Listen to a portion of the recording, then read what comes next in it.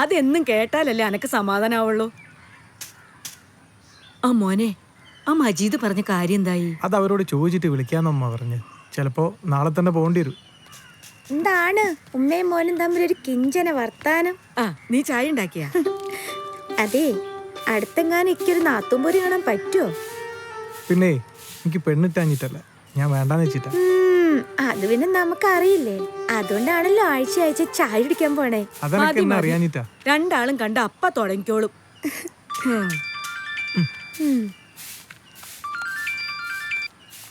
hello, ആ സ്വാതി, ആ ഞാനിപ്പത്തി